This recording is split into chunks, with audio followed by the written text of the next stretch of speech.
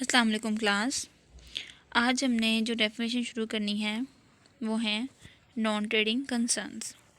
Non trading concerns basically आपको पता है कि एक ऐसे अदारे होते हैं जो कि मुनाफे कमाने के लिए कारोबार नहीं करते, बल्कि वो सिर्फ़ और सिर्फ फलाह व बहबूद के लिए जो है वो लोगों की मदद के लिए जो है वो कारोबार करते हैं। मतलब कि इनका जो काम होता है सिर्फ़ और सिर्फ वेलफेयर होता है। ठीक है, इसके आगे डेफिनेशंस देख लेते हैं। सबसे पहले लिखा हुआ है what is meant by the non trading concerns. Non trading concern से क्या मुराद है?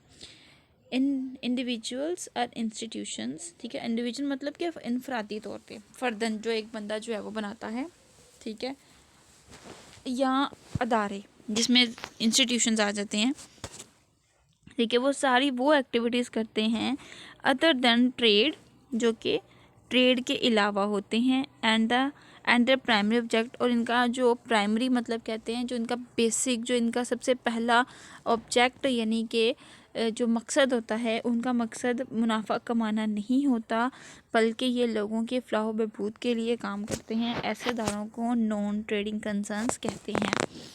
ठीक है, नॉन ट्रेडिंग कंसर्न्स के अंदर जो है बेसिकली जो हम अकाउंट बनाते हैं वो रिसीप्ट्स और पेमेंट्स का अकाउंट होता है।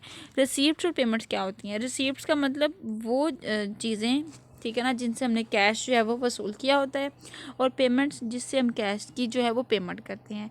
तो यहाँ पे कहा जा सकता है कि रिसीप्ट्स और payments of account is the summary of cash book. Cash book में बेसिकली हम लोग क्या करते थे, हमारे पास अगर कैश आता था तो हम उसको डेबिट साइड पे लिखते थे, अगर कैश हमारे पास से चला जाता था तो हम उसको क्रेडिट साइड पे लिखते थे। इसी तरह से रिसीप्ट्स का मतलब जब कैश हमारे पास आएगा तो उसको रिसीप्ट्स में लिखा जाएगा, और जो पेमेंट्स इनके कैश अगर हमारे पास से जाएगा तो उसको पेमेंट साइड पे लिखा जाएगा। ठीक है, it is the primary by the treasury of the non-trading concerns are to present the result of the year cash position. Basically जो है वो कैश पोजीशन को देखा जाता है नॉन ट्रेडिंग कंसर्न में कि कहाँ कहाँ से हमारे पास पैसा आ रहा है और कहाँ कहाँ से जा रहा है। आगे इसकी दूसरी डेफिनेशन है, वो ज़्यादा आसान है, अब वो कर लीजिएगा। उसमें क्या लिखा हुआ है? Are receipts and the payments account is a summarized cash book. ठीक है, इसमें कैश और बैंक दोनों आ जाते हैं ऑफ अ गिवन पीरियड, एक मखसूस मुद्दत में। ठीक है, उसके बाद हमारे पास नेक्स्ट डेफिनेशन आ जाती है। नेक्स्ट कौन सी थी? लिखा हुआ है what is the major advantages and disadvantages. Sorry, advantages हैं किसके? पेमेंट्स और रिसीप्ट्स अकाउंट्स के। तो ये हमने क्वेश्चन नहीं करना। ठीक है, नेक्स्ट हम देखते हैं क्वेश्चन जी। तो क्लास नेक्स्ट हमारी जो डेफिनेशन है वो है what is income and expenditure account.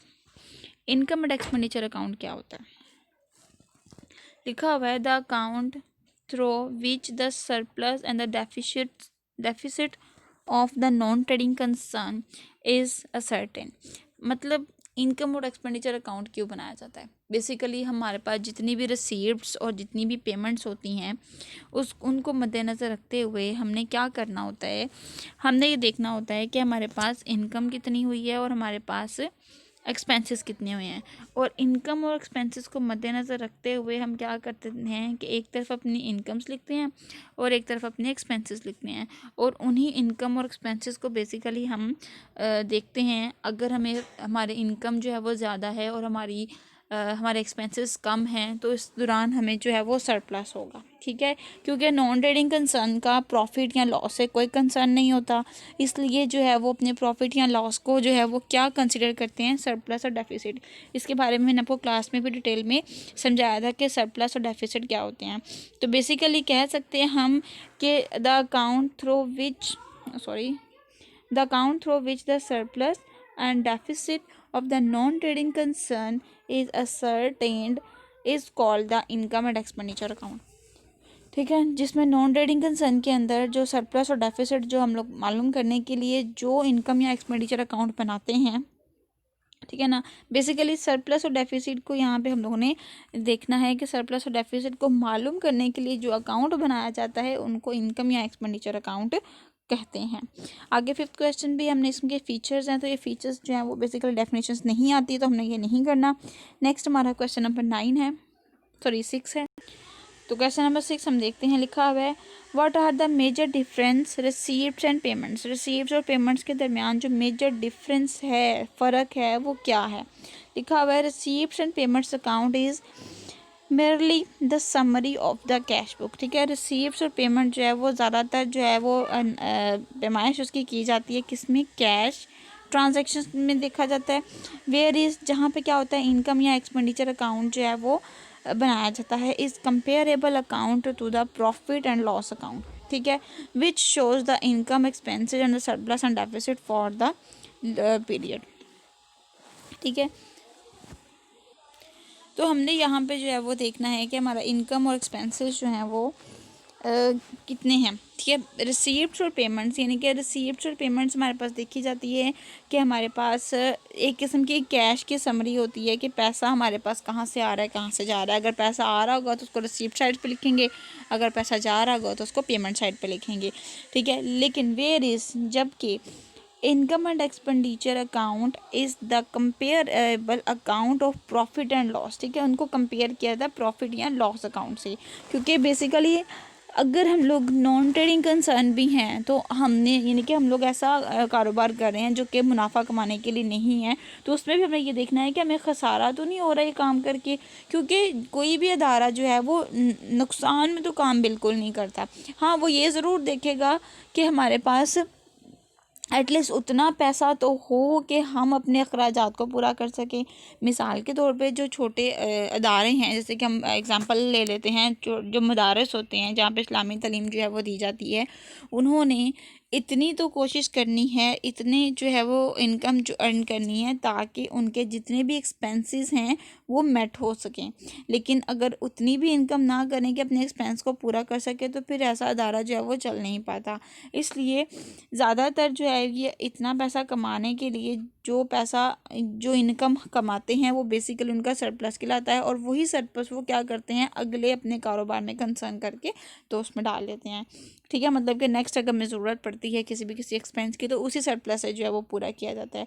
तो बेसिकली हम कह सकते हैं कि रिसीप्ट्स और पेमेंट जो हैं वो कैश ट्रांजैक्शन से रिलेटेड है, एक समरी है, एक खुलासा है कि पैसा आ रहा है कहाँ से और पैसा कहाँ जा रहा है, वो देखा जाता है income and receipts and payments में।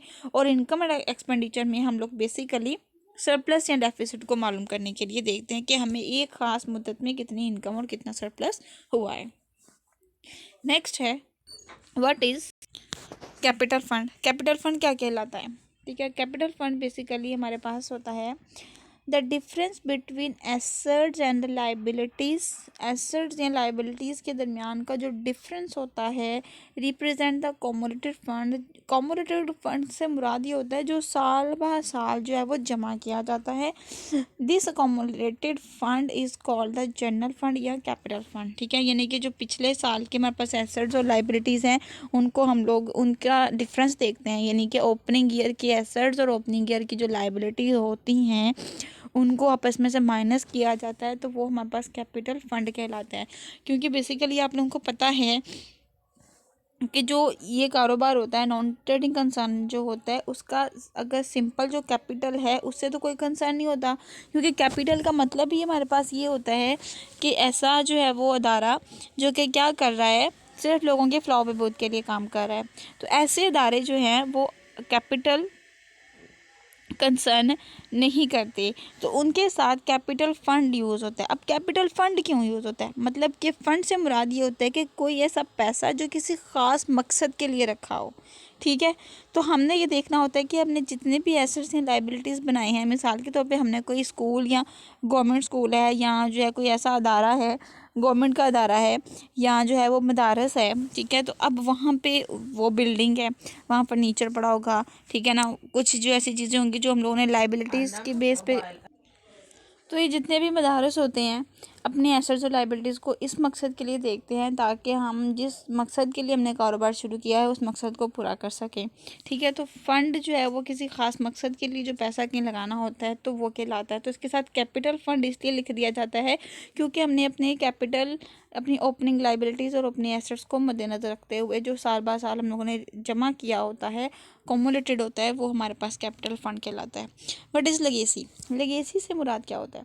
लेगेसी से बेसिकली मुराद ये होता है कि अगर कोई ऐसा आदमी जो मर जाता है तो उसकी कोई ऐसी प्रॉपर्टी होती है, वो प्रॉपर्टी जो है वो किसी अदारे के नाम कर जाता है, किसी अदारे को डोनेट कर जाता है। मिसाल के तो हम कह सकते हैं ना कि एक आदमी है, उसकी औलाद अच्छी नहीं है, तो वो कहता है कि मैंने अपनी जो है वो अपनी औलाद को अपनी जायदाद नहीं देनी। ठीक है ना, अक्सर होता है कि माँ बाप के साथ अगर उनकी औलाद नेक सलूक नहीं करते तो फिर वो आगे से इस तरह से करते हैं कि वो पैसा जो है वो अपने बजाय अपनी औलाद के लिए करने के लिए वो क्या करते हैं, वो उन कंसर्न्स में दे देते हैं जहाँ पे ज़रूरत होती है। ठीक है ना, तो जो लोग अपनी जो है वो जायदाद, ठीक है, अपनी प्रॉपर्टी किसी ऐसे ट्रस्ट इदारे के नाम कर जाती है, जो जैसे कि यतीम खाने में जो है या ओल्ड एज होम है, उस जगहों पे जो लोग अपनी प्रॉपर्टी दे देते हैं उनको लेगेसी कहा जाता है। ठीक है, द अमाउंट